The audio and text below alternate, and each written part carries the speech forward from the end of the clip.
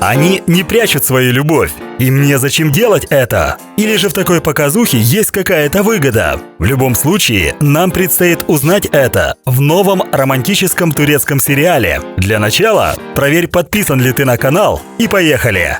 Сегодня более подробно про «Любовь на показ». И после этого видео ты захочешь посмотреть этот сериал. На это есть несколько причин. Начну с того, что сериал, как для турецкого, предельно короткий. По плану всего 10 серий. Но, как подобает, каждая серия длится не менее 2 часов. В общем, не успеет надоесть, как это случилось с «Ранней пташкой». Но напомню, что и «Ранняя пташка» сначала должна была быть коротким летним сериалом. К слову, по динамике, «Любовь на показ» очень понравился зрителям еще до старта. Первый анонс сериала за неделю набрал в YouTube более 4 миллионов просмотров, а первые серии вызвали восхищение насыщенностью сцен. Кинокритики, в свою очередь, поставили очень высокие оценки за прекрасную игру актеров и увлекательный сюжет. Кстати, еще один факт, который объединяет «Любовь на показ» с «Ранней пташкой» — это музыка, а точнее главный саундтрек. Если ты помнишь, Димет Оздемир, которая играет Санем в качестве главной роли в «Ранней пташке», лично исполнила песню, что звучит в начале каждой серии. Аналогичная ситуация в сериале «Любовь на показ». Здесь начальную песню исполняет актриса Бурджу Озберк, которая играет роль главной героини Айше. А далее еще интересней. Хотя истории главных героев в сериалах «Любовь на показ» и «Ранняя пташка» разные, но есть у них одна главная черта – это любовь.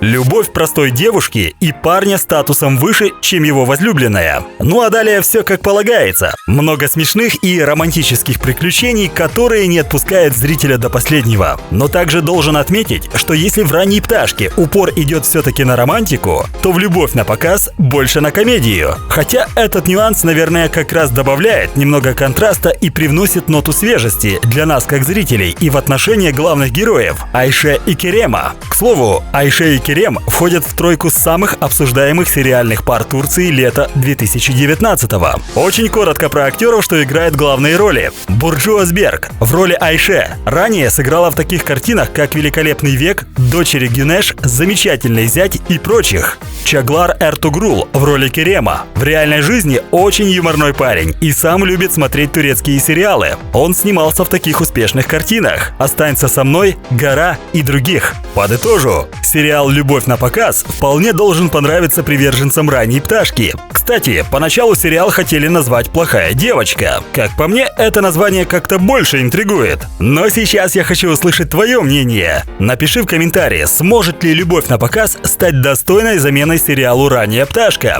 Возможно, ты уже смотришь этот сериал, и тебе есть что сказать. По традиции лайк, подписка и еще встретимся.